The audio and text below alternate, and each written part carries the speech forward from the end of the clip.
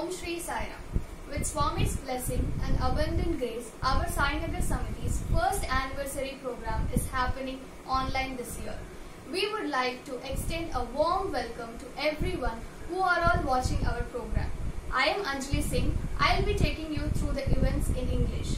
First, I would like to thank our Swami, our Balavikas Guru and Sai Nagar Samiti members for providing us an opportunity and guiding us in organizing and presenting the events online. Now, let's start the program with Vedam chanting.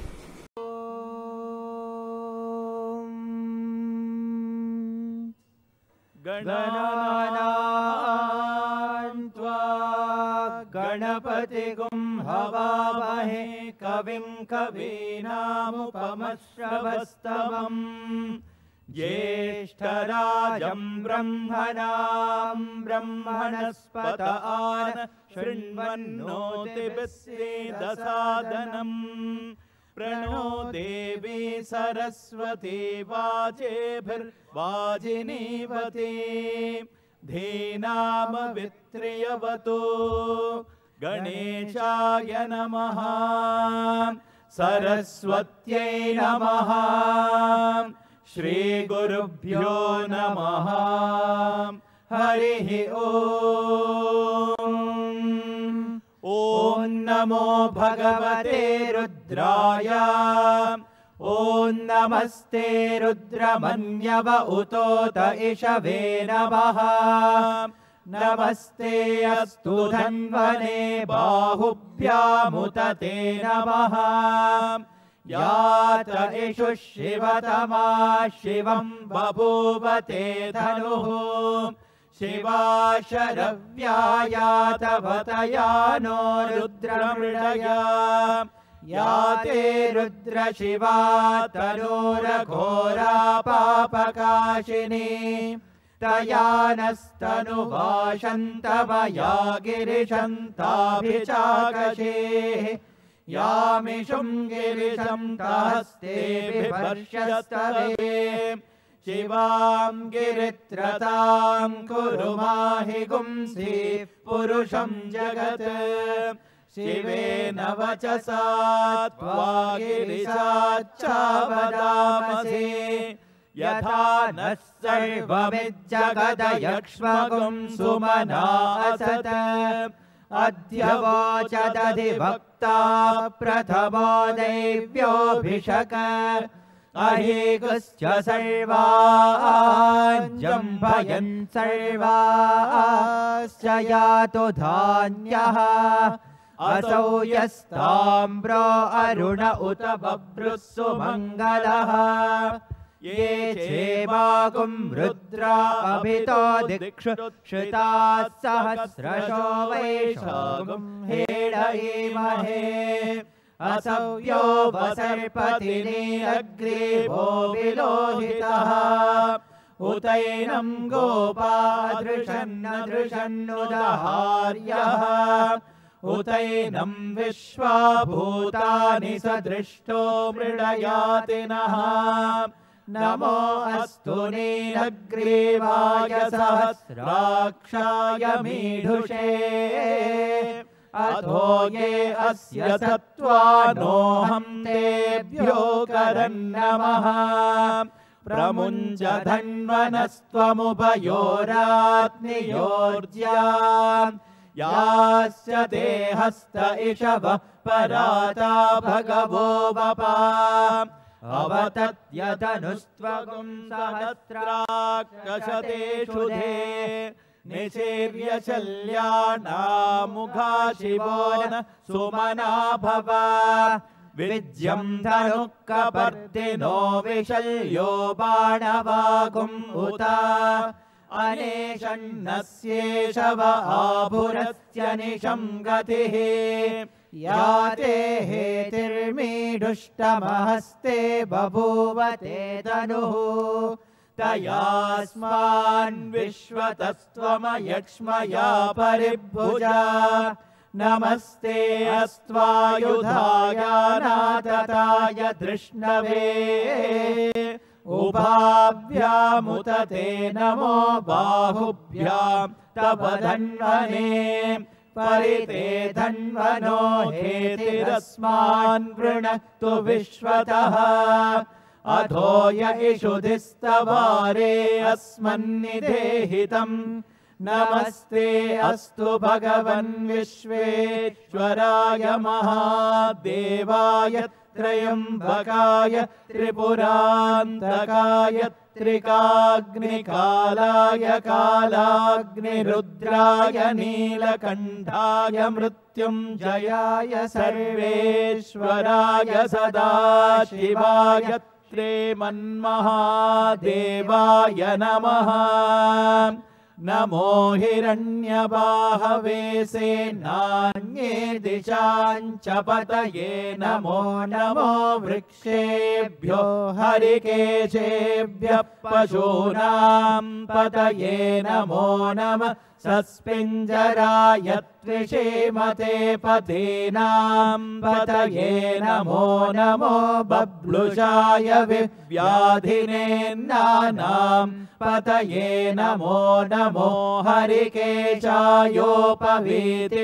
पुष्टानां पतये नमो नमो भवस्य हेत्यै जगतां पतये नमो नमो रुद्राय तथा विने क्षेत्राणां पतये नमो नमः सूताय हन्त्याय वनानां पतये नमो नमो रोहिताय स्थपतये वृक्षाणां पतये नमो नमो मन्त्रिणे वाणिजाय कक्षाणां पतये नमो नमो भुवन्तये वारिवस्कृताय औषधीनां पतये नमो नम उच्चैर्घोषाय क्रन्दयते पत्नीनां पतये नमो नमः कृत्स्नवीताय धावते सत्त्वनां पतये नमः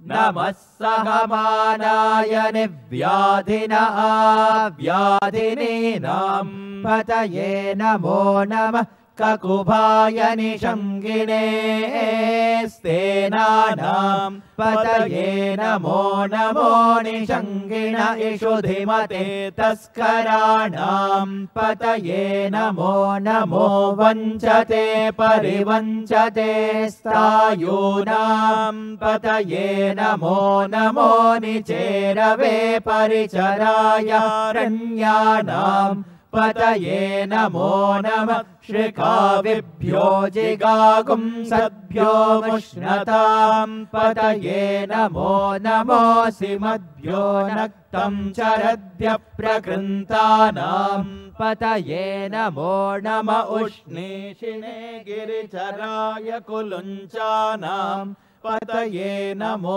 नमः गिषुमद्भ्यो धन्वाविभ्यश्च वो नमो नमः तन्वानेभ्यः प्रतिदधानेभ्यश्च वो नमो नमः आयच्छद्भ्यो विसृजद्भ्यश्च वो नमो नमोऽस्यद्भ्यो विद्यद्भ्यश्च वो नमो नमः आसीनेभ्यश्च यानेभ्यश्च वो नमो नमः स्वपद्भ्यो जाग्रद्भ्यश्च वो नमो नमः तिष्ठद्भ्यो धावद्भ्यश्च वो नमो नमः सभाभ्यः सभापतिभ्यश्च वो नमो नमो अश्वेभ्योऽश्वपतिभ्यश्च वो नमः नमः व्याधिनीभ्यो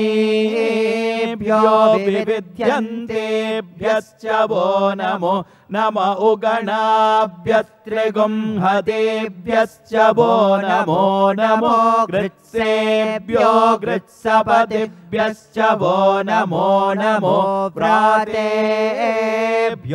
व्रातपतिभ्यश्च वो नमो नमो गणेभ्यो गणपतिभ्यश्च वो नमो नमो विरूपेभ्यो विश्वरूपेभ्यश्च वो नमो नमो महद्भ्यः क्षुल्लकेभ्यश्च वो नमो नमो रथेभ्यो रथेभ्यश्च वो नमो नमो रथेभ्यो रथपतिभ्यश्च वो नमो नमः सेनाभ्यः सेनानिभ्यश्च वो नमो नमः क्षत्रुभ्यः संग्रहेतृभ्यश्च वो नमो नमस्तक्षद्भ्यो रथकारेभ्यश्च वो नमो नमः कुलालेभ्यः कर्मारेभ्यश्च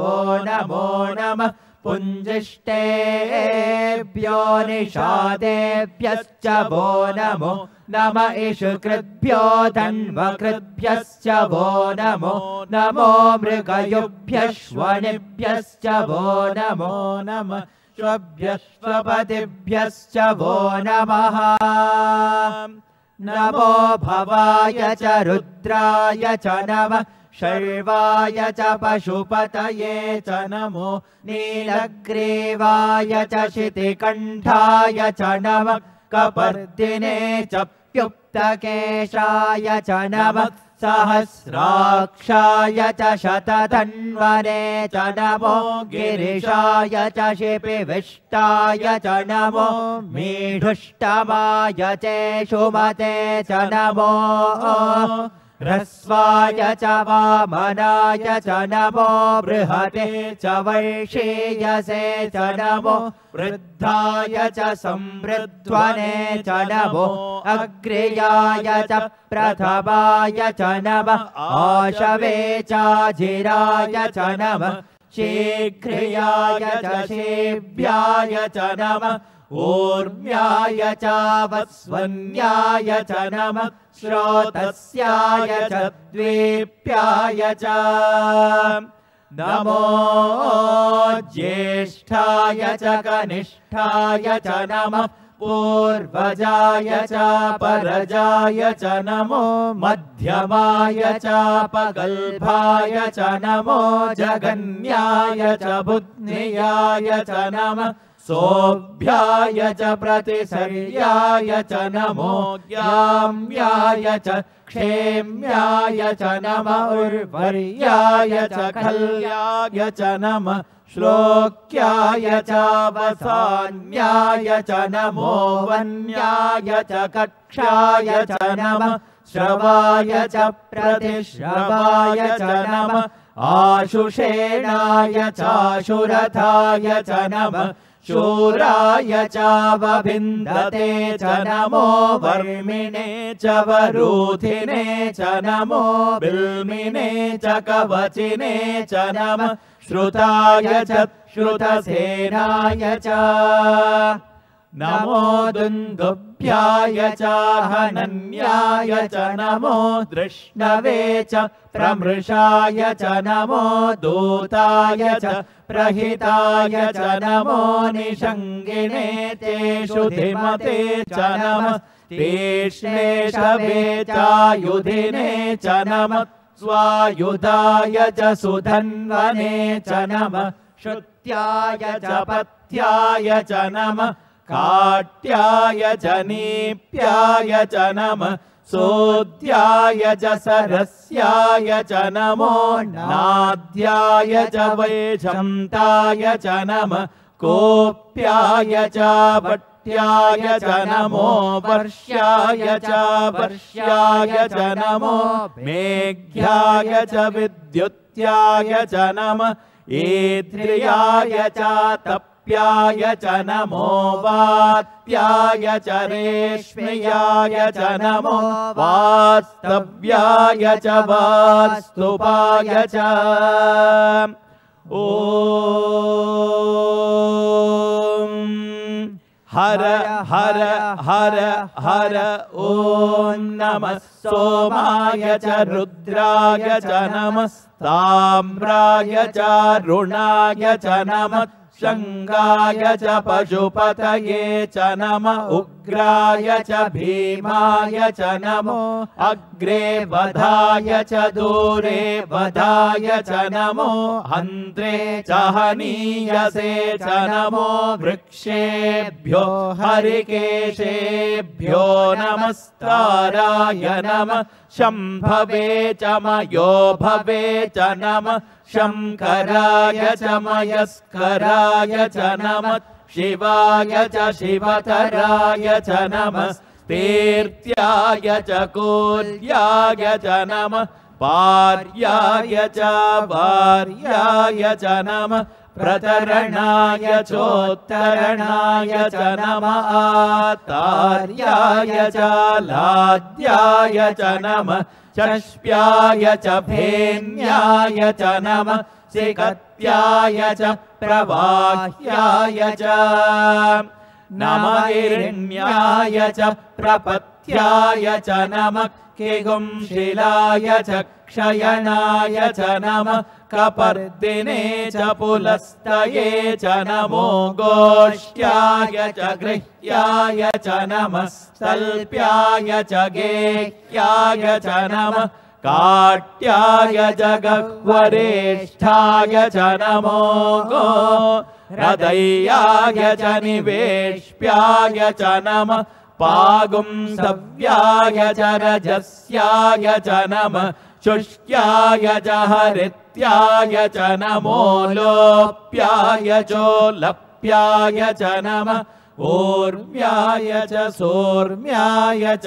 नमः पर्ण्याय च पर्णशद्याय च नमो पगुरमाणाय चाभिघ्नते च नमः आखिदते च प्रखिदते च नमो वक्किरिकेभ्यो देवानागं हृदयेभ्यो नमो विक्षीणकेभ्यो नमो विचिन्वत्केभ्यो नमः आनिर्हतेभ्यो नमः आमीवत्केभ्यः द्रापे अन्धसस्पते दरिद्रन्नीललोहिता येषां पुरुषाणां येषां पशूनां माभेर्मा रोमो येषां किञ्चनाममत् या ते रुद्रशिवा तनु शिवा विश्वाह भेषजे शिवा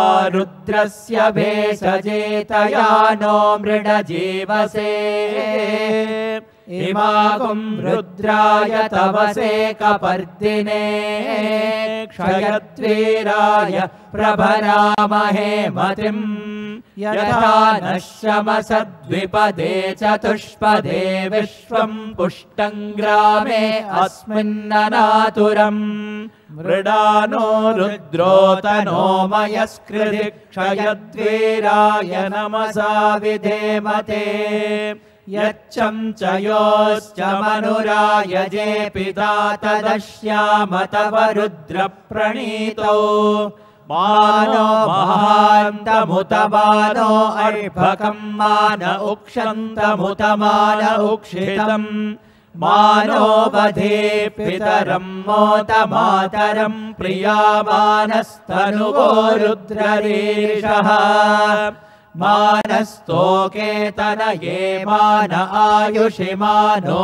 गोषु मानो अश्वेषु रीरिषः वीरात्मानो रुद्रभामितो वधीर्हविष्मन्तो नमसा विधेमते आरात्ते गोघ्नमुत पूरुषग्ने क्षयद्वीराय नमस्मेते अस्तु रक्षा च नो अधिज देव ब्रूह्यदाचन शर्म यच्चद्विबर्हाः स्तुहि श्रुतं युवानं मृगण्ण भीममुपहत्नुमुग्रम् मृडाचरित्रे रुद्रस्तवानो अन्यन्ते अस्मन्निव पन्तु सेनाः परिणो रुद्रस्य हेतिर्वृणक्तु परित्वेषस्य दुर्मतिरघायोः अवस्थिरा मघवद्भ्यस्तनुष्वमीड्वस्तोकाय तनयाय मृडया मीढुष्टमशिवतमशिवो नः सुमना भव परमे वृक्ष आयुधन्निधाय कृत्यं वसानमाचर पिनाकं बिभ्रताकहि विकिरितविलोहित नमस्ते अस्तु भगवः यास्ते सहस्रगुंहेतयोऽन्यमस्मन्निव पन्तुताः सहस्राणि सहस्रधा बाहुवोस्तव हेतयः तासामीशानो भगवः पराचीनामुखाकृते सहस्राणि सहस्रशो ये रुद्रा अधिभूम्या तेषागुं सहस्रयोजने वदन्वानि तन्मसे अस्मिन् महत्यर्णवेऽन्तरिक्षे भवा अधि नीलग्रीवाशितिकण्ठा सर्वा अधः क्षमाचराः नीलग्रीवाशितिकण्ठादिवगुं रुद्रा उपश्रिताः ये वृक्षेषु सस्पिञ्जरा नीलग्रीवा विलोहिताः ये भूतानामधिपतयो विशिखा सत्कपर्दिनः ये अन्येषु विविध्यन्ति पात्रेषु पिबतो जनान् ये पथां पदिरक्षय ऐलभृदायव्युतः ये तीर्थानि प्रचरन्ति श्रृगावन्तो निषङ्गिणः य एतावन्तश्च भूयागुंश्च दिशो रुद्रावितस्थिरे तेषागुं सहस्रयोजने वदन्वानि तन्मसे नमो रुद्रेभ्यो ये पृथिव्यां येऽन्तरिक्षे ये दिवि येषावन्नं वातो वरुषमिषवस्तेभ्यो दश प्राचीर्दश दक्षिणादश प्रतीचीर्दशोदीचीर्दशोर्ध्वास्तेभ्यो नमस्तेनो मृडयन्तु ते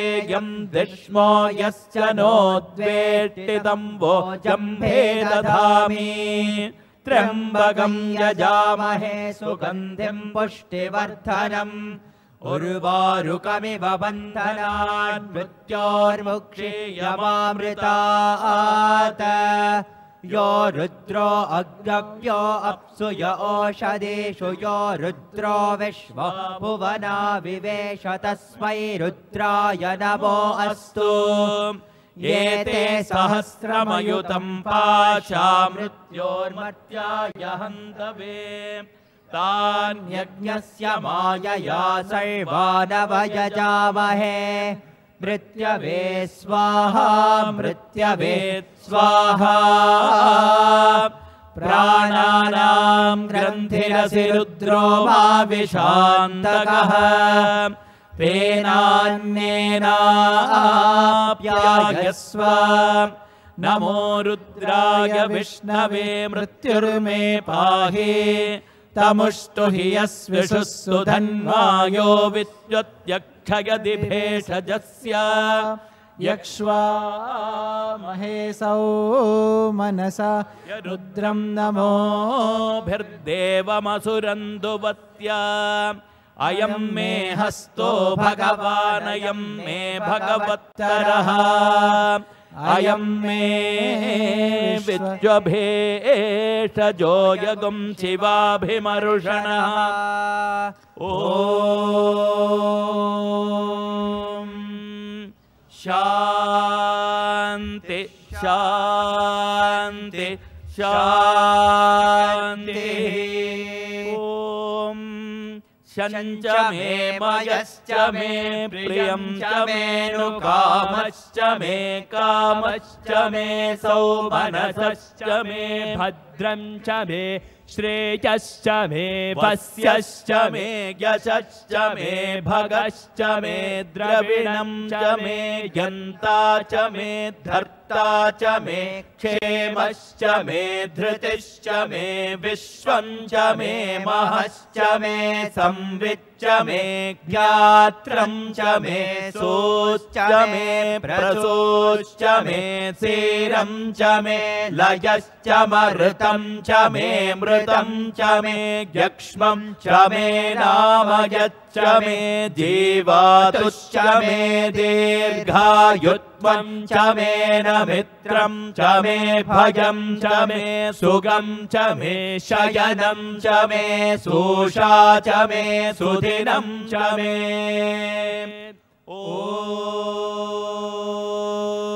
ॐ शान्ति शान्ति शान्तिः ॐ सहना भवतु सहनौ भुनक्तु सह वीर्यं करवावहै तेजस्विनावधीतमस्तु मा विद्विषावहै ॐ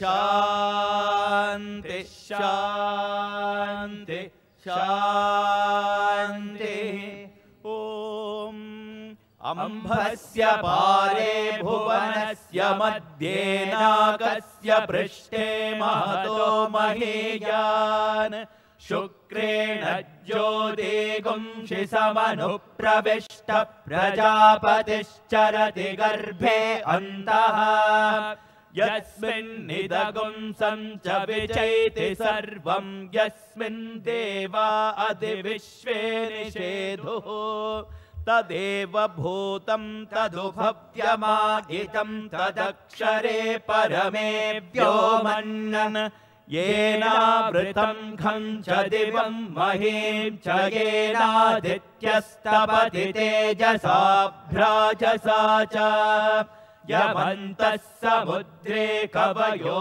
वयन्ति यदक्षरे परमे प्रजाः यतः प्रसूता जगतः प्रसूतितो येन जीवान् व्यचसर्ज भूम्याम् यदोषधीभिः पुरुषान् पशुगुश्च विवेश भूतानि चराचराणि अतः परं नान्यदनीयसगुं हि परात् परं यन्महतो महान्तम् यदेकमव्यक्तमनन्तरूपं विश्वं पुराणं तमसः परस्तात् तदेवर्तं तदु सत्यबाहुस्तदेव ब्रह्म परमं कवीनाम् इष्टापूर्तं बहुधा जातं जायमानं विश्वं बिभर्ति भुवनस्य नाभिः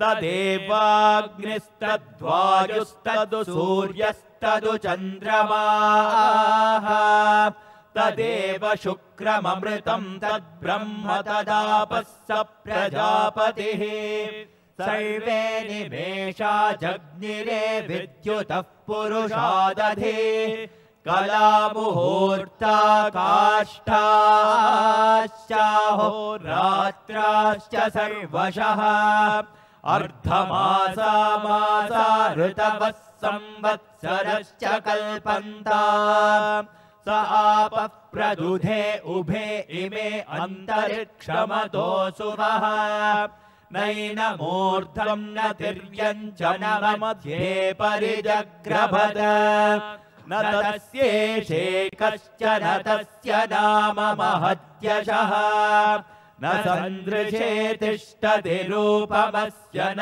चक्षुषा पश्यति कश्चनैनम् हृदा मनीषा मनसाभिक्लुप्तो य एनं विदुरमृतास्ते भवन्ति अद्भ्यः सम्भूतो हिरण्यगर्भ इत्यष्टौ एष हि देव प्रदिशोऽनु सर्वाः पूर्वो हि जातः स उगर्भे अन्तः स विजायमानः स जनिष्यमानः प्रत्यन्मुखास्तिष्ठति विश्वतो मुखः विश्वतश्चक्षुरुत विश्वतो मुखो विश्वतो हस्त उत विश्वतस्मात् संबाहुभ्यान्नमति सम्पतत्रैर्द्या वा पृथिवी जनयन् देव एकः वेनस्तत्पश्यन् विश्वा भुवनानि विद्वान् यत्र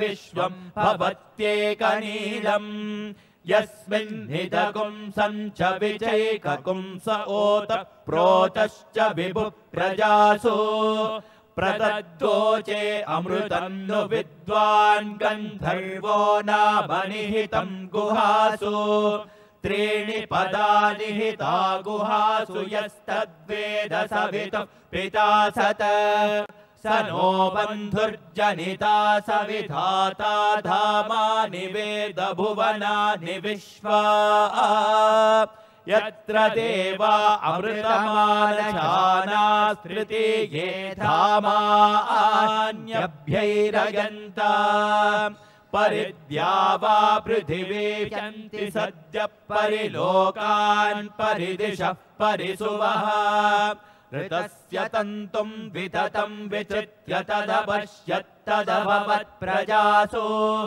परीत्य लोकान् परीत्य भूतानि परीत्य सर्वा प्रदिशो दिशश्च प्रजापति प्रथमजा ऋतस्यात्मनात्मानमभिसम्बभूव सदसस्पतिमद्भुतं प्रियमिन्द्रस्य काम्यम् सनिमेधाभयासिषम् उद्दीप्यस्य जातवेदोपघ्नन्निररुतिं मम पशुगुश्च मह्यमावह जीवनं च दिशो दिशा मानो हि गुंसेर्जातवेदो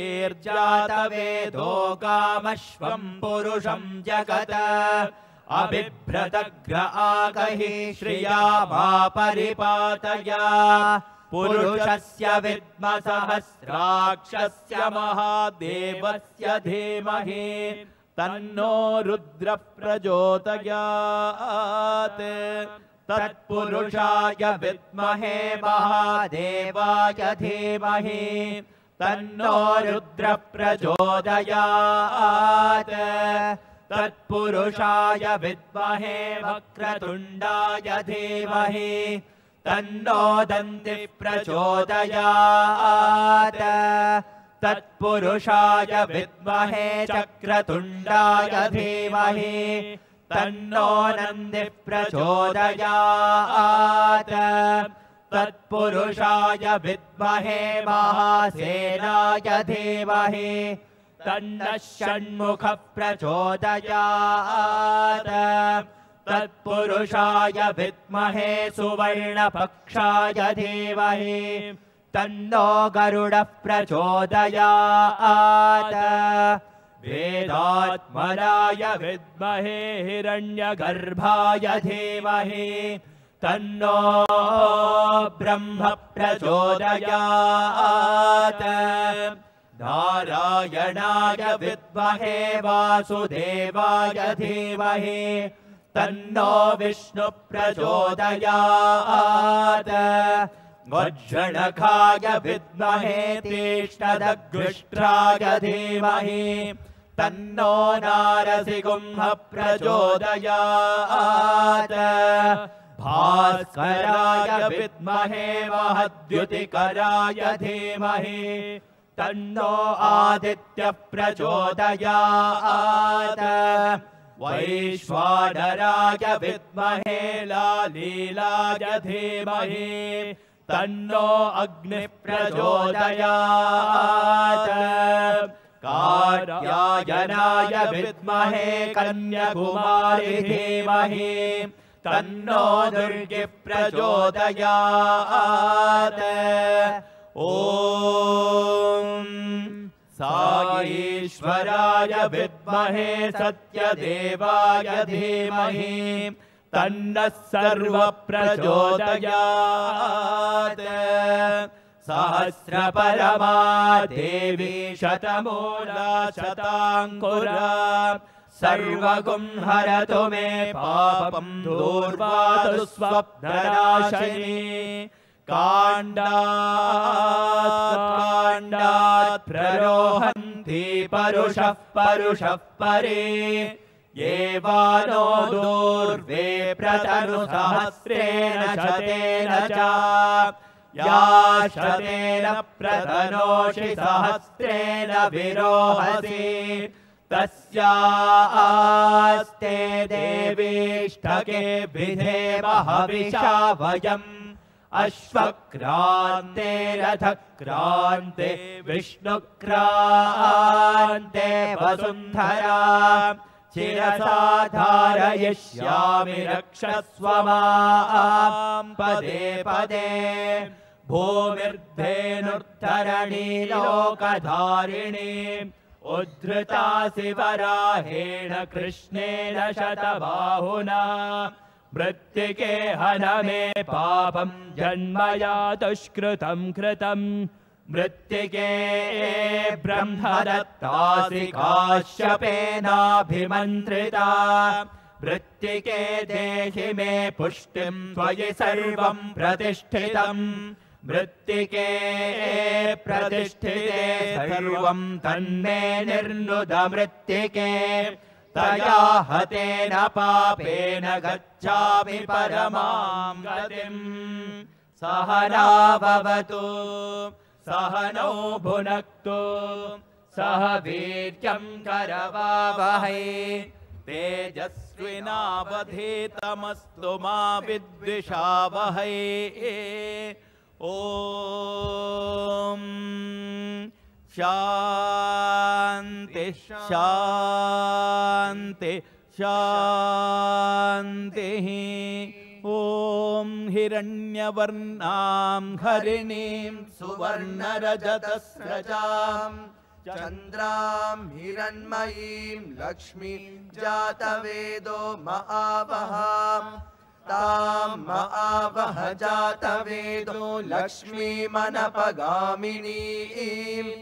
यस्यां हिरण्यं विन्देयं गामश्वं पुरुषानहम् अश्वपूर्वां रथमध्यां हस्तिनादप्रबोधिनीं श्रियं देवीमुपह्वये श्रीर्मा देवीर्जुषताम् कांसोऽस्मितां हिरण्यप्राकारामार्द्रां ज्वलन्तीं तृप्तां तर्पयन्तीं पद्मे स्थितां पद्मवर्णां तामिहोपह्वये श्रियं चन्द्रां प्रभासां यशसा ज्वलन्तीं श्रियं लोके देवजुष्टामुदाराम् तां पद्मिनीमीं शरणमहं प्रपद्ये लक्ष्मीर्मे नश्यतां त्वां वृणे आदित्यवर्णे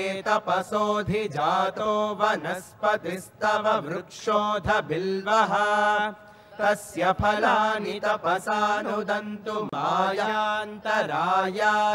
बाह्या अलक्ष्मीः उपैतु मां देवसखः कीर्तिश्च मणिना सह प्रादुर्भूतोऽस्मि राष्ट्रेऽस्मिन् कीर्तिमृद्धिं ददातु मे क्षुत्पिपासामलां ज्येष्ठामलक्ष्मीं नाशयाम्यहम् अभूतिमसमृद्धिं च सर्वानिर्नुद मे गृहात् गन्धद्वारां दुराधर्षां नित्यपुष्टां करीषिणीं ईश्वरीगुं सर्वभूतानां तामिहोपह्वये श्रियं मनसः काममाकूतिं वाचः सत्यमशीमहि पशूनां रूपमन्नस्य मयि श्रीश्रयतां यशः कर्दमेन प्रजा भूता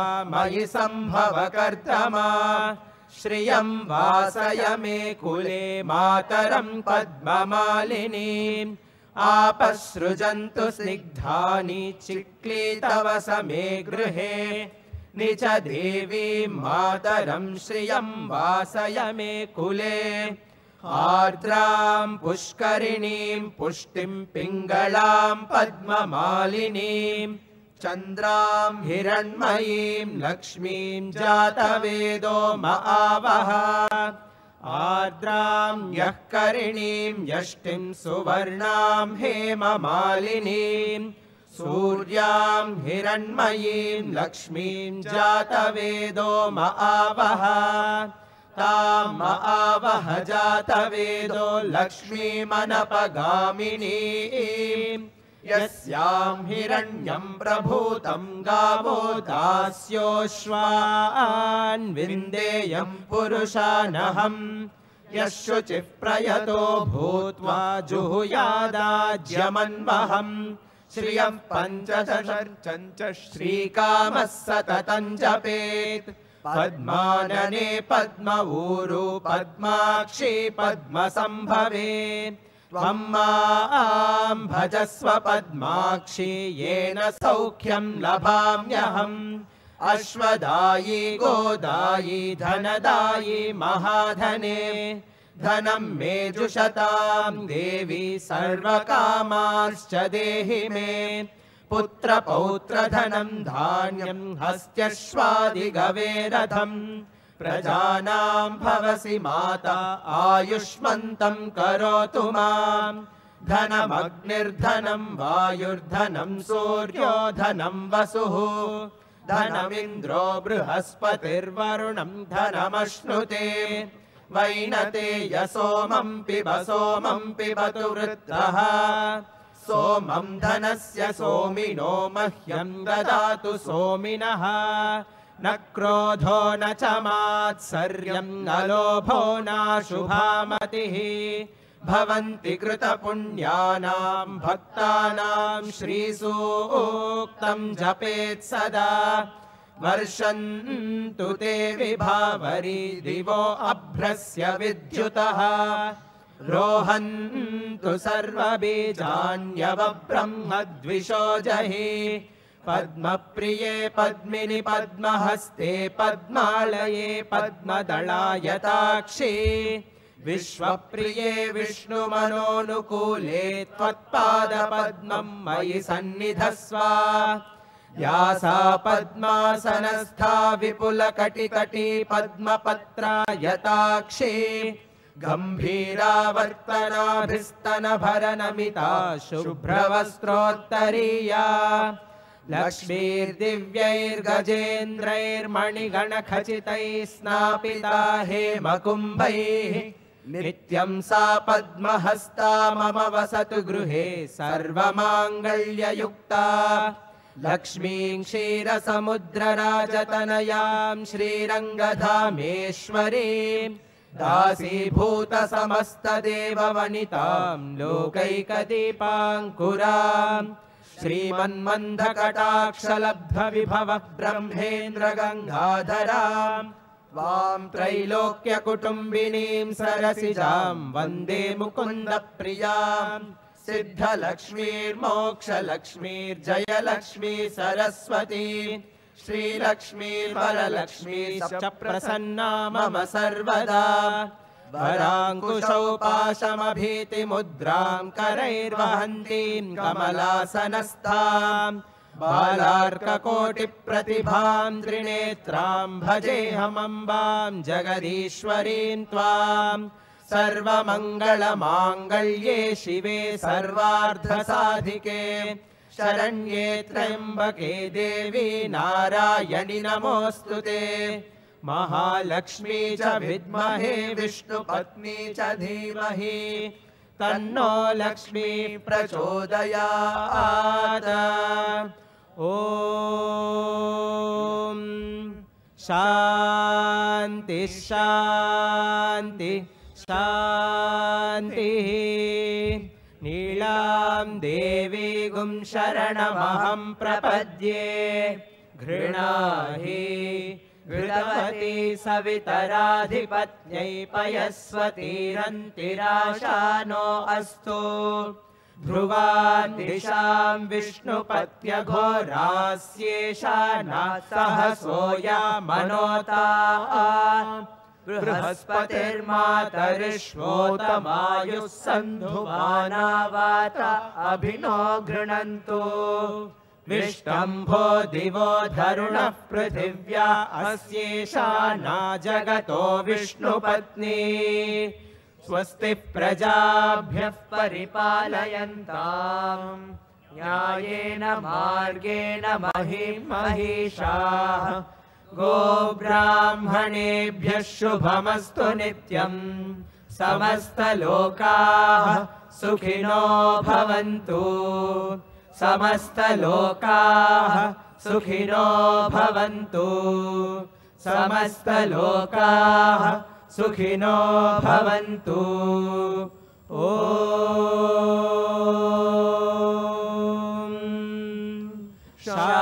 शान्ति शान्ति शान्तिः शुक्लाम्बरधरं विष्णुं शशिवर्णं चतुर्भुजम्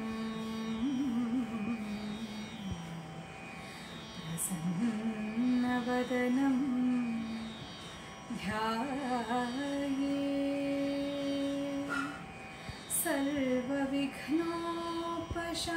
सर्वविघ्नोपशान्तये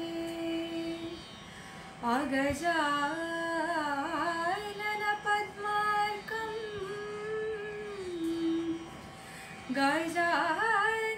गजाननमहर्निशम् अनेकदं तं भक्तानाम्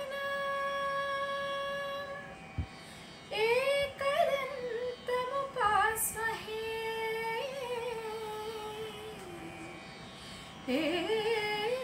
एकदन्तम् उपास्महे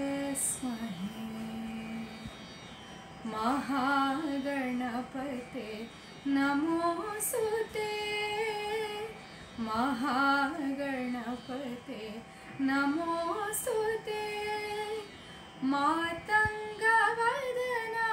नमोऽस्तुते मातङ्गवदना नमोऽस्तुते महागणपते नमोऽस्तुते आदिपूजितः गणनाथ आदिपूजितः गणनाथ आनन्ददायक गणनाथ आनन्ददायक गणनाथ प्रथम वन्दना प्रणवाकार प्रथम वन्दना प्रणवाकार विघ्नेश्वरा विनायका विघ्नेश्वरा विनायका महागणपते नमोऽस्तुते मातङ्गवदना नमोऽस्तुते. Now going to the program, I would like to welcome our beloved Balavikas Guru, Mrs. Hema Malini Chandrasekhar, to give us the welcome speech to start off the anniversary cultural events. Om Shri Sai Ram, offering my most humble pranams at the lotus feet of our most beloved Bhagwan. Respected elders, Balavikas Gurus, members and dear children. Sai Nagar Samiti ஆகி இன்னைக்கு 1 year பூர்த்தி ஆகுது. இந்த 1 yearல சாய் நகர் சமிதி நிறைய activities participate பண்ணிங்க, unique activities பண்ணினீங்க. இதில் எல்லாமே ரொம்ப ரொம்ப கிராண்டாக பண்ணினீங்க. ரொம்ப சந்தோஷம். சுவாமி கிட்ட we pray Swami to continue to guide you and இந்த சமிதி மேலும் மேலும் நல்லா வளர்ந்து நிறைய மெம்பர்ஸ் பார்ட்டிசிபேட் பண்ணி இதில் நம்ம சொசைட்டிக்கு நம்மளால் ஆன நிறைய கைங்கரியங்கள் பண்ணணும்.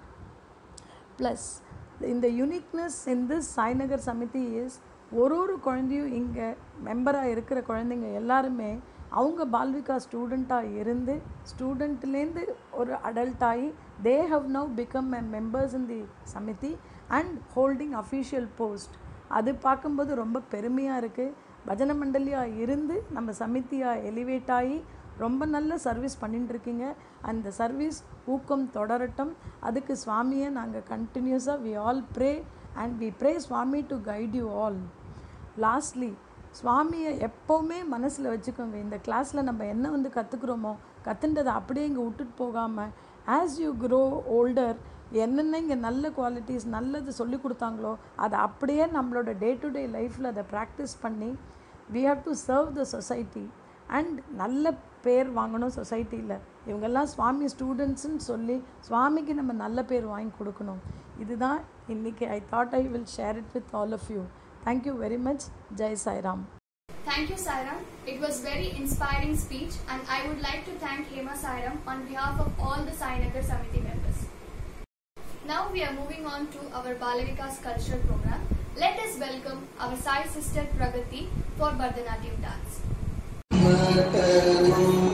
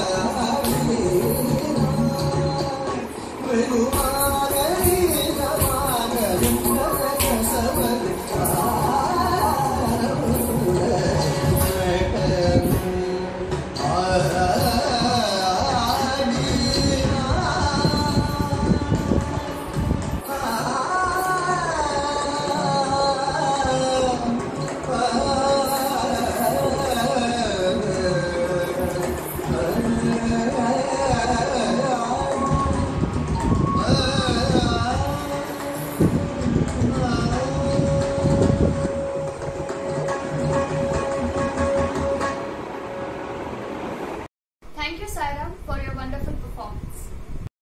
Next is Slokam chanting by our Balavikas children.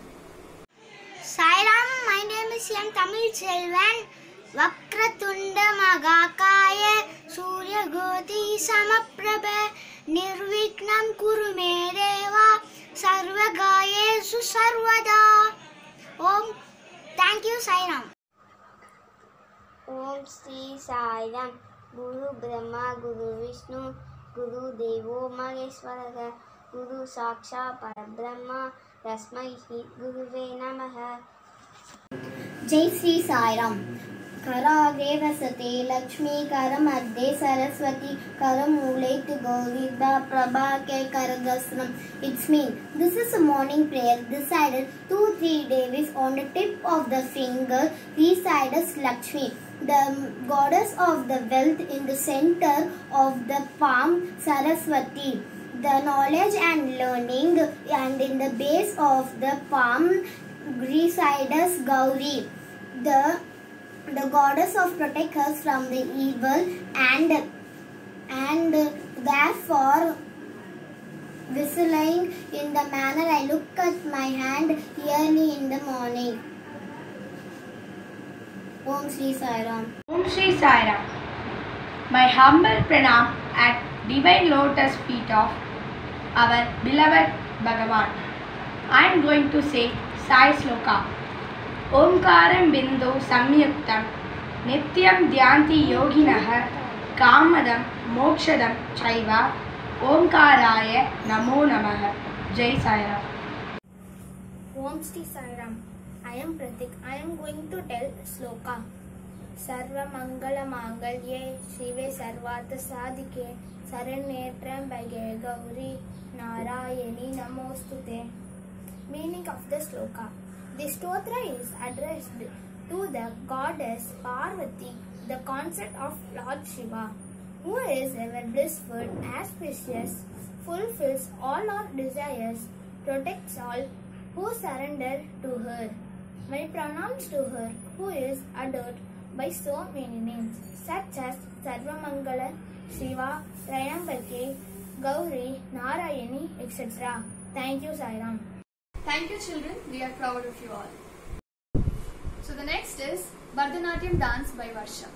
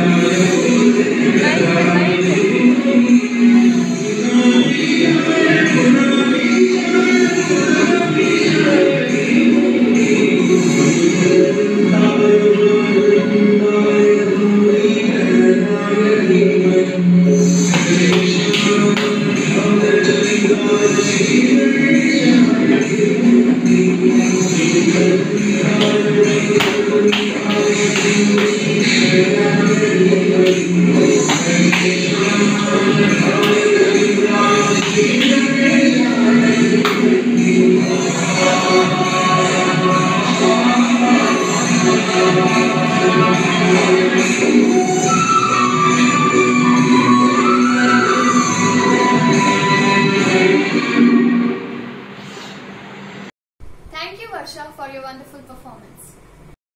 Next is poetry by Sai sister Kritika. Shri Sai Ram. Treta Yugatil Parasurama Dwapara Yugatil Balarama Krishnaraga, Kali Yugatil Satyanarayanaga, Ishwaramakku Maganaga, எங்களுக்கு தாயும் தந்தையாகவும் அவதரித்தாய். அவதரித்தாய் அவதரித்தாய் கலியுகத்தில் அவதரித்தாய். தீமைகளை அகற்றி நன்மைகளை வளர்த்தாய். அனைவர் மனதிலும் அன்பெனும் விதையை விதைத்தாய். எங்கள் கண்கள் இமைகள் மூடாமல் உங்களை காண துடிக்கின்றன. கால்களோ சுந்தரம் நோக்கி வர முயல்கின்றன. கைகள் சேவை செய்ய துடிக்கின்றன. பார்க்கிறோம், எதிர்பார்க்கிறோம். சாய் பிள்ளைகள் அனைவரும் ஒன்று கூடி சேவை செய்ய எதிர்பார்க்கிறோம். எப்பொழுது வரும் இந்த காலம், என்று விடியும் இந்த கோலம், அன்று என்னும் கடலிலும் சிரிப்பென்றும் அலைகளிலும் நாங்கள் மூழ்கிட துடிக்கின்றோம். உங்களுக்கு சேவை செய்ய விடாமல் கட்டி போட்டன கொரோனா. இந்த கட்டுகளை அவிழ்க்க விரைவில் வருவில் சத்ய சாய் நாராயணா. எப்பொழுது எப்பொழுது என்று ஏங்கி தவிக்கும் எங்களை இப்பொழுதே வந்து காத்தருவாய் சத்ய சாய் நாராயணா. நீங்கள் இன்றி உலகில்லை, உங்கள் அருள் இன்றி நாங்கில்லை. Jai Sairam. Thank you, Kritika, for your beautiful poetry. So the next program is storytelling by our Balavika's children. Sairam to everyone. My name is Shriya Singh. I am from Sainagar Samiti.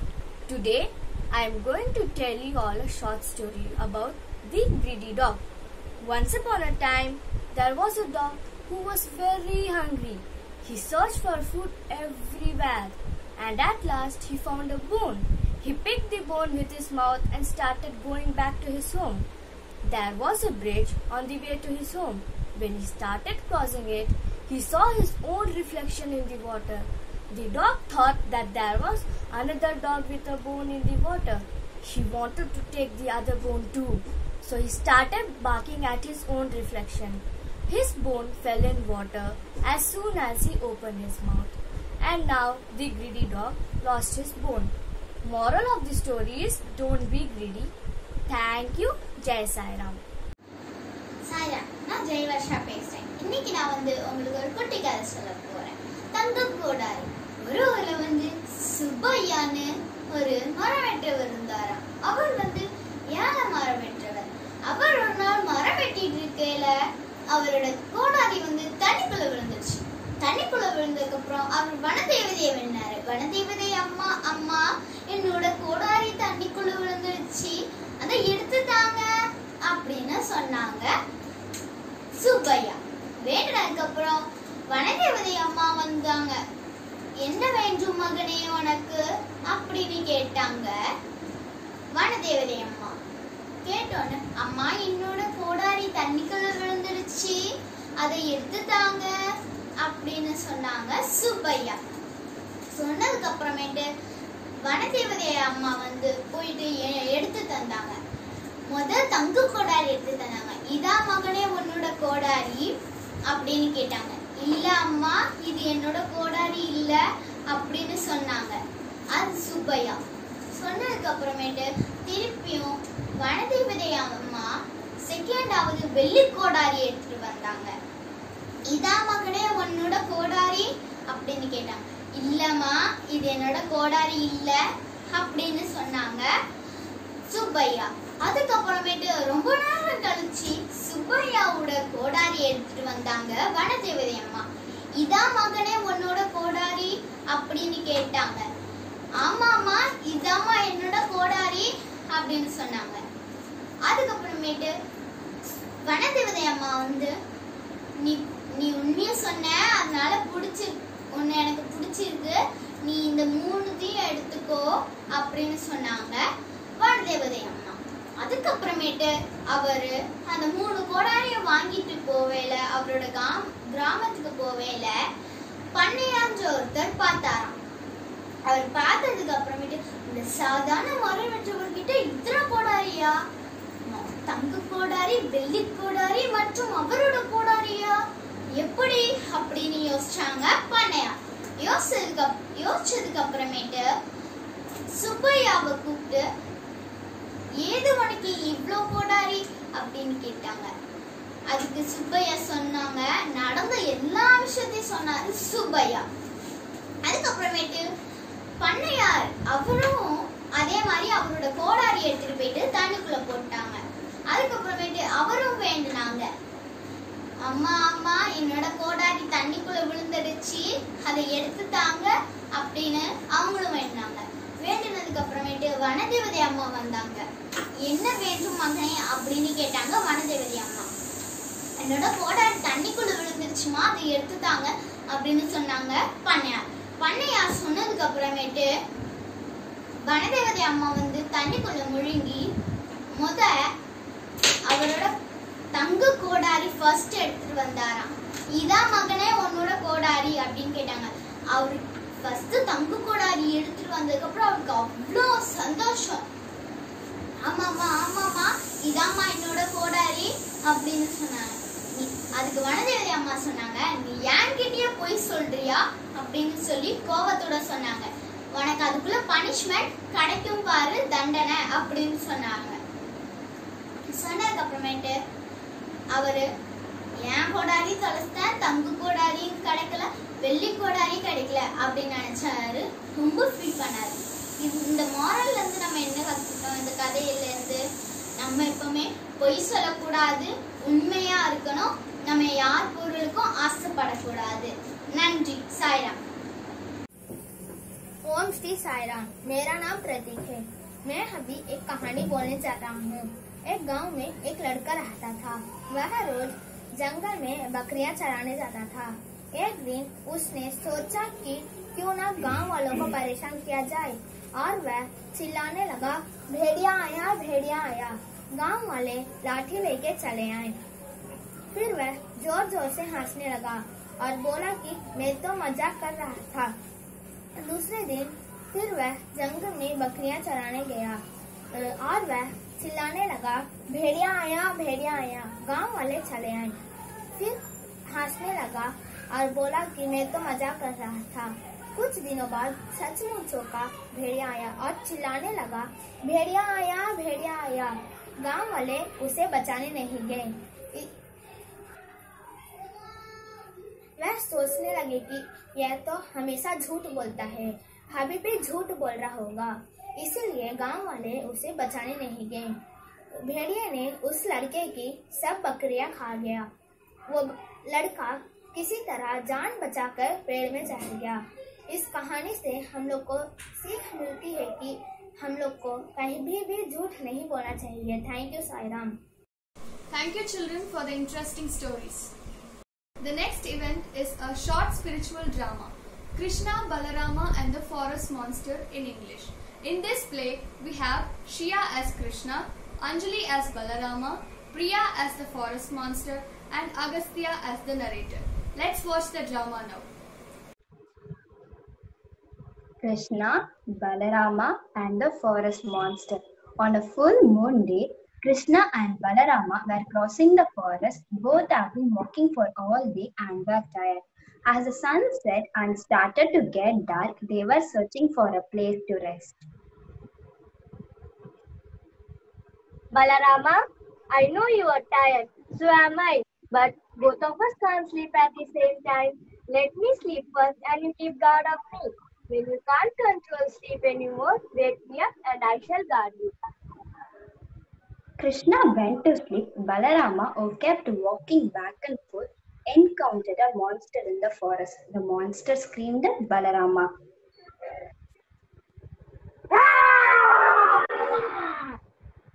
Balarama, who was shaken up by the monster, shrank in size, and the monster became bigger than Balarama. Who is that? I am the forest monster. I have come to eat you up. Balarama shrank even further and the monster became even bigger. Seeing Mammoth approaching near, Balarama ran towards Krishna. Krishna! Krishna! Krish! Hearing the call Krishna woke up. Though he had fainted, he mistook Balarama to be sleeping and Krishna started walking back and forth. The monster had seen our new person standing there, screamed at him one more time. What do you want? The courage of Krishna made Krishna expand. The monster shrink in size. The monster once again screamed at Krishna. I am the great forest monster. What do you want? The monster shrank even further and Krishna expanded even more. One last attempt, the monster screamed at Krishna. I am coming to eat you up. What do you want? And the monster shrink in size. Krishna takes the monster, ties a knot at the end of his dhoti, places the monster inside.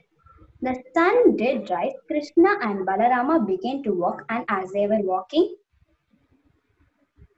do you know what happened last night, Krishna? A monster came and threatened us so much.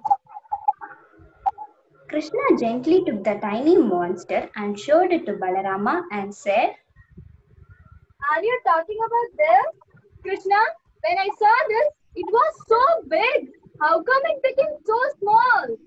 Balarama, when you avoid what you must face in life, it becomes bigger than you and takes control over you.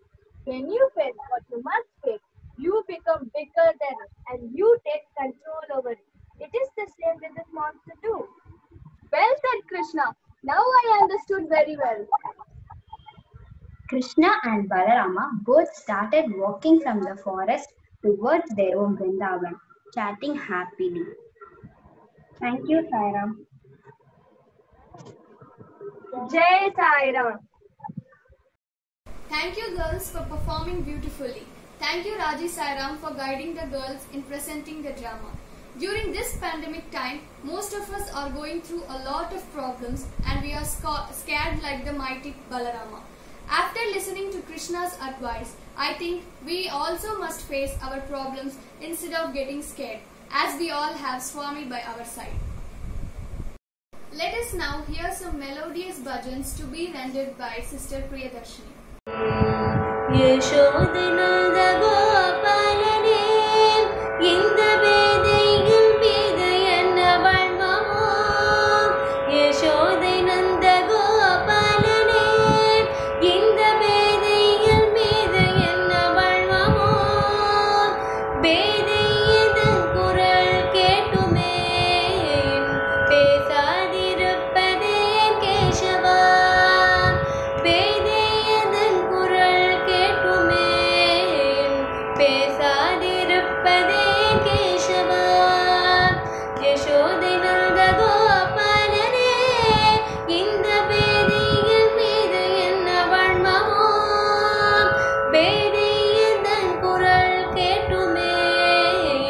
பேசாதிருப்பதே Keshava Nandakumara நவநீத சோரா பிருந்தாவனவாசி கோவிந்தா நந்தகுமாரா நவநீத சோரா பிருந்தாவனவாசி கோவிந்தா வெண்ணைಯಲ್ಲಿ ಉಂಡ ವೇಣುಗಾನನೇ வெறும் மண்ணைಯಲ್ಲಿ ಉಂಡ ಮಧುಸೂದನೇ வெண்ணைಯಲ್ಲಿ ಉಂಡ ವೇಣುಗಾನನೇ வெறும் மண்ணைಯಲ್ಲಿ உண்ட மதுசூதனே பம்பு செய்த பாவையர்கள் உள்ளத்தை கொள்ளை கொண்ட குரு கோவில்தான் பம்பு செய்த பாவையர்கள் உள்ளத்தை கொள்ளை கொண்ட குரு கோவில்தான் கோவலமமழ்ந்த கேரளம் தன்னில் கோவில் கொண்ட குருவாயூரப்பா கோவலமமழ்ந்த கேரளம் தன்னில் கோயில் கொண்ட குருவாயூரப்பா கோடிதவம் நான் செய்தாலுமே உந்தன் கோலம் காண்பேனோ என் வாழ்வினில் கோடிதவம் நான் செய்தாலுமே உந்தன் கோலம் காண்பேனோ என் வாழ்வினில் தேடி கிடைக்காத செல்வமே தேவாதி தேவா நாராயணா தேடி கிடைக்காத செல்வமே தேவாதி தேவா நாராயணா நாராயணா நமோ நாராயணா நாராயணா ஹரி நாராயணா நாராயணா ஹரி நாராயணா நாராயணா லக்ஷ்மி நாராயணா நாராயணா நமோ நாராயணா நாராயணா பத்ரி நாராயணா நாராயணா நமோ Narayana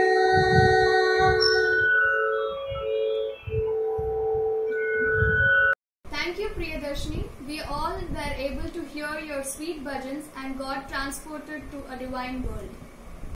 Sairam, the next most awaited event is going to come. Can you guess? I think you all would have guessed it right. Our children are going to show us their dancing skill. Let us welcome our Balvikas children.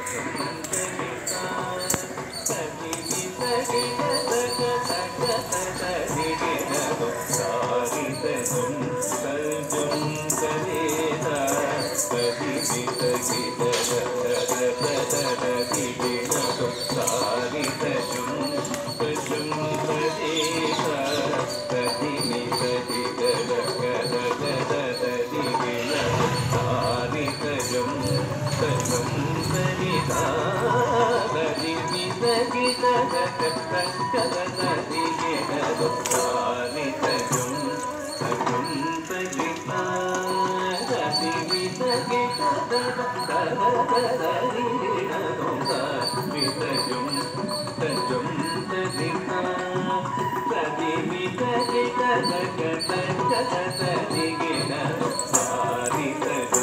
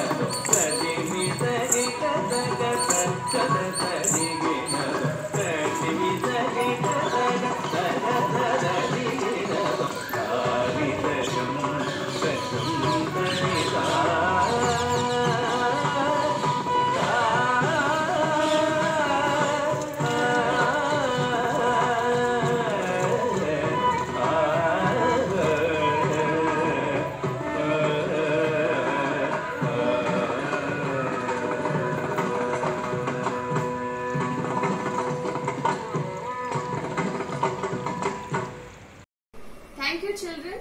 It was a wonderful performance. I think our Samiti members would also have danced with our children while watching their program online. The next event is Sainagar Talkies by our Balavika Gurus.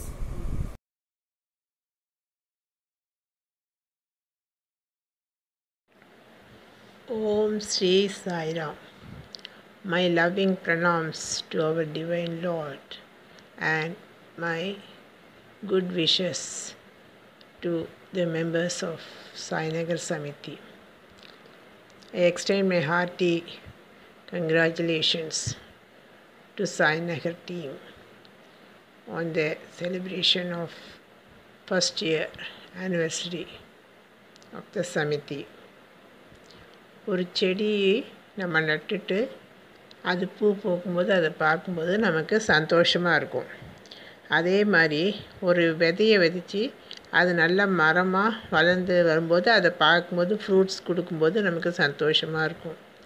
அதே மாதிரி எத்தனையோ பேரோட எஃபர்ட்ஸில் ஆரம்பித்த இந்த சாய்நகர் சமிதி இன்றைக்கி சாய்நகர் மண்டலியாக வந்து அப்புறம் சமிதியாகவும் மாறி இப்போ ஃபஸ்ட்டு ஆனிவர்சரி செலிப்ரேட் பண்ணுறீங்க.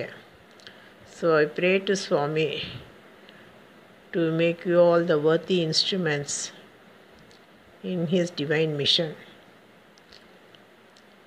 நீங்கள் எல்லோரும் உங்களுக்கு கிடச்சிருக்கிற இந்த ஆப்பர்ச்சுனிட்டியை நல்லா யூட்டிலைஸ் பண்ணி you should carry the torch of the mission of Swami. You should bring glory to the Samithi, to the organisation. அதுக்காக நீங்கள் ஒவ்வொருத்தரும் இண்டிவிஜுவலாக எஃபர்ட் எடுக்கணும். உங்களோட டிரான்ஸ்ஃபர்மேஷன் தான் இந்த சுவாமியோட மெசேஜுக்கு நம்ம ஃபுல்ஃபில் பண்ணுற மாதிரி இருக்கும். So once again I pray to Swami to give you all the strength and courage to march ahead in the path of Swami message. I once again congratulate you and wish you all good luck. Sai Ram. Sai Ram. ஒவ்வொரு individual லைஃப்லேயும் ஒரு குருவோட role ரொம்ப முக்கியமானதாக இருக்கும். குருங்கிறவர் யாருன்னா நம்மள்கிட்ட இருக்கிற அஜ்ஞானத்தை போக்குறவர், நம்மள்கிட்ட இக்னரன்ஸை எடுக்கிறவர். குருனா இக்னரன்ஸ், ரூனா அதை எடுக்கிறவர். ஸோ குருங்கிறவர் நம்மள்கிட்ட இக்னரன்ஸ், அது அகாடமிக்காக இருந்தாலும் சரி ஸ்பிரிச்சுவலாக இருந்தாலும் சரி. நம்மளுக்கு நம்மளோட ஃபஸ்ட்டு குரு அம்மா, அவங்கள்ட்டேருந்து தான் நம்ம எல்லாத்தையும் முதல்ல கற்றுக்குறோம். அதுக்கப்புறம் ஸ்கூலுக்கு போகும்போது நம்மளோட அகாடமிக் லெவலில் நம்மளோட ஸ்கூல் டீச்சர்ஸ்லாம் நம்மளோட குருஸ். அவள் நம்மளை லைஃப்பில் நல்லா நம்மளோட இன்டெலிஜென்ஸை டெவலப் பண்ணுறதுக்கு அவள் நம்மளுக்கு லெசன்ஸ்லாம் சொல்லி கொடுக்குறா. அதே மாதிரி ஸ்பிரிச்சுவலியும் ஒவ்வொரு பால் விகாஸ் குரு பிளேஸ் ஏ இம்பார்ட்டண்ட் ரோல். ஏன்னா ஸ்கூல்லலாம் நீங்கள் கற்றுக்கிறது வந்து அகாடமிக்கலி, உங்களோட லைஃப்பில் உங்களுக்கு ஒரு ஜாப் கிடச்சி நீங்கள் லைஃப்பில் ஏர்ன் பண்ணி அது மாதிரி லைஃப்பில் நல்லா செட்டில் ஆகிறதுக்கு. ஆனால் பால் விகாஸ்னு வரும்போது அந்த குருஸ் என்ன பண்ணுறாங்க, உங்களோட கேரக்டரை மோல்டு பண்ணுறா. ஒவ்வொரு ஸ்டூடெண்ட்டோட உள்ளுக்குள்ளே இருக்கிற அந்த டேலண்ட்ஸ், அந்த இன்னர் டேலண்ட்ஸ் எல்லாத்தையும் வெளியில் கொண்டு வரா. உங்கள்ட்ட இருக்கிற நல்ல குணங்கள், உங்களோட நல்ல குவாலிட்டிஸ் இதெல்லாம் வெளியில் கொண்டு வரவங்க ஒரு பால் விகாஸ் குரு. ஸோ நீங்கள் வந்து உங்கள் குருவுக்கு ஃபஸ்ட்டு ரெஸ்பெக்ட் கொடுக்கணும். அது ஸ்கூல் டீச்சராக இருந்தாலும் சரி, உங்கள் அம்மாவாக இருந்தாலும் சரி, உங்கள் பால் விகாஸ் குருவாக இருந்தாலும் சரி. ஏன்னா குரு தான் நம்மளை வந்து கைட் பண்ணி நம்மளை சேஃபாக ஒரு இடத்துக்கு கூட்டிகிட்டு போகிறாங்க. இப்போ நீங்கள் ஒரு புதுசாக ஒரு இடத்துக்கு போகணும், அப்போ உங்களுக்கு வழி தெரியலங்கும்போது என்ன பண்ணுவீங்க, you will be asking somebody and you will reach that place. ஆனால் என்ன ஆகும், ஒருத்தரையும் கேட்டு கேட்டு போகும்போது டைம் ஆகிடும். அதே ஒரு குரு உங்களுக்கு அந்த ஆல்ரெடி அந்த இடத்துக்கு போயிட்டு வந்த ஒரு கைடு உங்களுக்கு கூட வந்தார்னா டைரெக்டாக உங்களை கூட்டிகிட்டு போயிடுவார். அப்போ you will reach the destination fast and you will be without any problems நீங்கள் ரீச் பண்ணிவிடுவீங்க. அதே மாதிரி தான் நம்மளோட லைஃப்பில் ஒவ்வொரு ஸ்டெப்லேயும் ஒரு குரு வந்து நம்மளை கைட் பண்ணும்போது நம்ம என்ன பண்ணுறோம், அந்த ப்ராப்ளம்ஸ்லாம் சால்வ் பண்ணி we become successful in our life. அதனால் அந்த குருவுக்கு வந்து நீங்கள் மரியாதை கொடுக்கணும், அந்த குருவை ரெஸ்பெக்ட் பண்ணணும், அவங்க சொல்கிறத கேட்கணும்.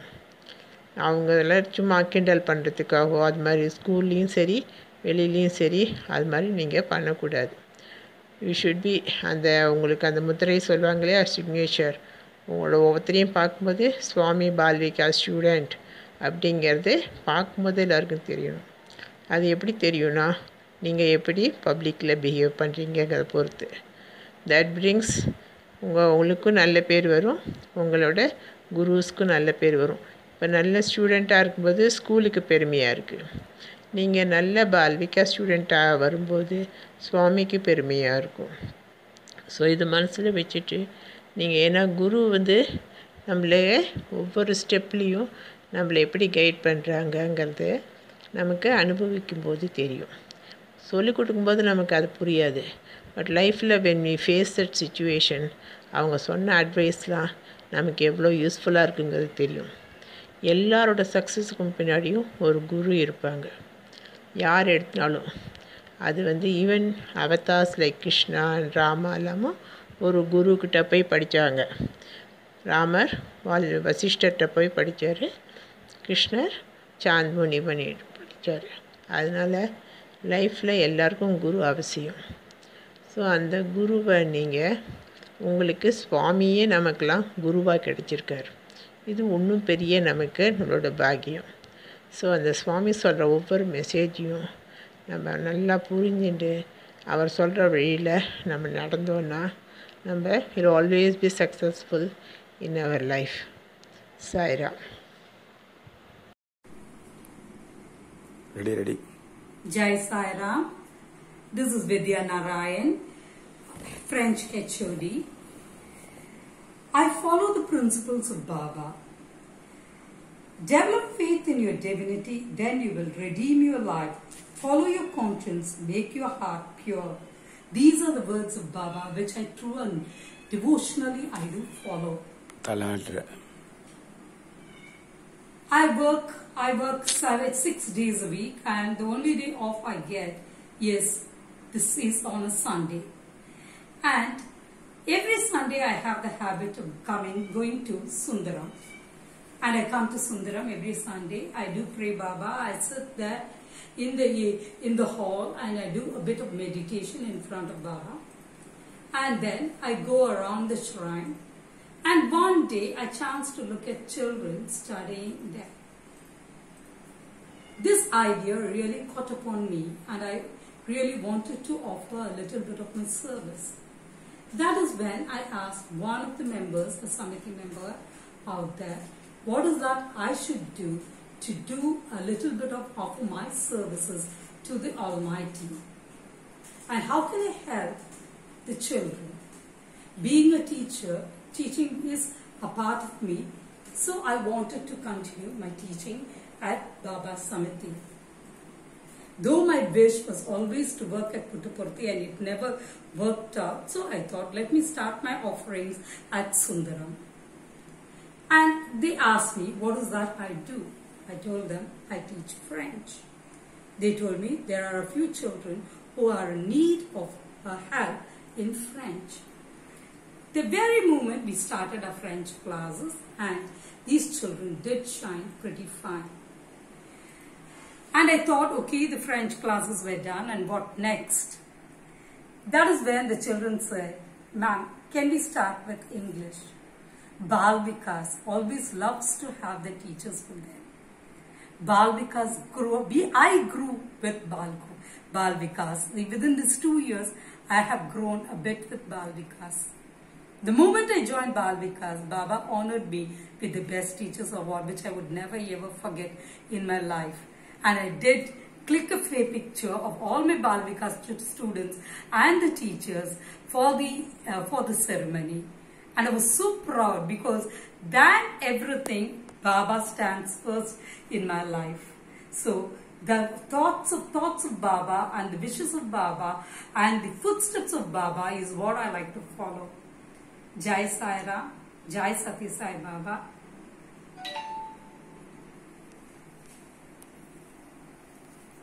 ரொம்ப சிம்பிளா ஹம்பிள் ஆகும். என்ன பொறுத்த வரைக்கும் ஓகேமா ஃபார்வர்ட் பண்ணிட்டு. Thank you so much, Sairams, for sharing your thoughts. So the next, let us welcome our guest for the day, Mrs. Prashanti Yashwant Sairam, to share her experiences with Swami. She is also an alumni student of Swami's College and a part of Sundaram Mahila Bhajan group. Over to you, Ms. Prashanti Sairam. Om Shri Sairam. I offer my humble pranams at Swami's lotus feet. Swami school படிச்சிருக்கும்போது நடந்த ஒரு எக்ஸ்பீரியன்ஸை share பண்ணுறேன். 2007 19th November மஹிளாஸ் day evening programme எல்லாம் முடிச்சதுக்கப்புறமா சுவாமி புல்லத் ஹால்லேருந்து யஜுர் மந்திருக்கு புறப்பட்டு போயிட்டு இருந்தார். ஸோ ஸ்கூல் ஸ்டூடெண்ட்ஸ் எல்லாம் அப்படியே கண்டினியூஸாக பார்த்துட்டே வந்துட்டு இருந்தார். கரெக்டாக நான் உட்காந்துருக்கிற இடம் வரும்போது சுவாமி ஃபேஸை திருப்பிட்டார். ஐயோ சுவாமி நம்மளை பார்க்கலையே, சுவாமி என்னை பார்க்கலையே, என்னையே இக்னோர் பண்ணுறார் சுவாமி, நான் ஏதாவது தப்பு பண்ணிட்டேனா அப்படின்லாம் நினச்சி ரொம்ப வருத்தப்பட்டிருக்கேன், ரொம்பவும் அழுதுருக்கேன். பட் இந்த தர்ஷன் செஷனுக்கு அப்புறமா தான் எனக்கு சுவாமி என்னை பார்க்கணும் அப்படிங்கிற ஆசை ரொம்ப ஜாஸ்தியாச்சு. ஸோ எப்போல்லாம் டைம் கிடைக்குமோ சுவாமி புக்ஸ் படிச்சுட்டுருப்பேன். அது போக இன்னும் ஒரு ஆக்டிவிட்டியும் பண்ணுவேன். ஃபெஸ்டிவல் டைமில் சுவாமிக்காக ஸ்டூடெண்ட்ஸ் கார்ட்ஸ் பண்ணுவாங்க. அதாவது தெர்மோகோரை டிஃப்ரெண்ட் ஷேப்பில் கட் பண்ணி அது மேலே காட்டன் ஒட்டி அது மேலே சாட்டின் கிளாத் போட்டு ரேப் பண்ணி அது மேலே டிசைன்ஸ் எல்லாம் போட்டு டெக்கரேட் பண்ணி சுவாமிக்காக மெசேஜும் எழுதியிருப்பாங்க. இந்த மாதிரி பண்ண கார்டை 2 ஸ்டூடெண்ட்ஸ் சுவாமி கிட்ட கொண்டு போய் காமிச்சா சுவாமி கார்டையும் பிளஸ் பண்ணி ஸ்டூடெண்ட்ஸையும் பிளஸ் பண்ணி அனுப்புவார். ஸோ இந்த கார்டு பண்ணுறது எனக்கு தெரியாது, பட் சுவாமிக்கு போகிற கார்டில் என்னோட கான்ட்ரிபியூஷன் ஏதாவது இருக்கணும் அப்படின்னு சொல்லிட்டு ஆசைப்பட்டேன். ஸோ பாசி மாலையெல்லாம் உதுத்து அதெல்லாம் வந்து நூலில் கோர்த்து அந்த கார்டு டிசைன்ஸ்க்கோ இல்லை கார்ட்லேருந்து தொங்க விடுறதுக்கோ அதுக்காக பண்ணிட்டுருப்பேன். எப்பப்போல்லாம் கார்டு பண்ணுறாங்களோ அப்பப்போல்லாம் இந்த ஒரு ஆக்டிவிட்டியை நான் பண்ணிட்டுருப்பேன். இப்படி ஒரு வருஷம் போயிடுது. 2008 மஹிளாஸ் டே வந்தப்போ வேதம் சாண்ட் பண்ணுற குரூப்பில் என்னை செலக்ட் பண்ணியிருந்தான். ஸோ சுவாமி முன்னாடி வேதம் லீட் பண்ணுறதுக்கு ஒரு சான்ஸ் கிடச்சிது. கார்டு எடுத்துன்னு போய் சுவாமி கிட்ட கொடுக்கறதுக்கானமும் சான்ஸ் கிடச்சிது.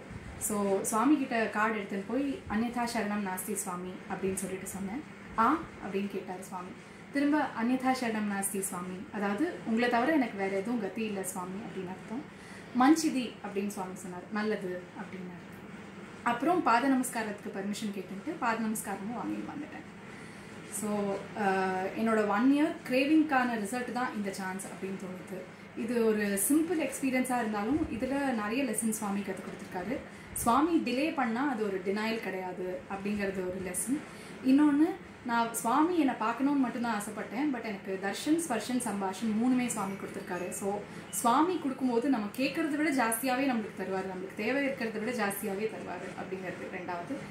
இன்னொன்று என்னென்னா, சுவாமியை ப்ளீஸ் பண்ணுறதுக்கு நம்மளுக்கு எந்த ஸ்பெஷல் டேலண்ட்டும் தேவையில்லை. சுவாமியை ப்ளீஸ் பண்ணணும்னு நினைக்கணும், அதுக்கான எஃபர்ட்ஸ் போட்டால் மட்டும் போதும். I'm thankful to Swami that இந்த எக்ஸ்பீரியன்ஸ் சொல்கிறதுக்கு எனக்கு ஒரு சான்ஸ் கிடச்சிருக்கு. Jai Sairam. Thank you, Sairam, for sharing your experiences. Now we have come come to the last session of our first anniversary program. We are going to share with you our Sainagar Samiti's annual report in Tamil on the Seva activities done for the past 1 year. Our Guru Raji Sairam will be sharing the details with you shortly.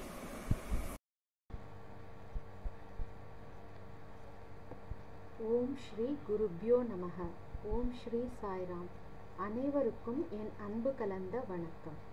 Sri Sathya Sai Baba அவர்களின் அருளால் August மாதம் 11ஆம் நாள் 2019ஆம் ஆண்டு நமது சாய்நகர் சமிதி தொடங்கப்பட்டது.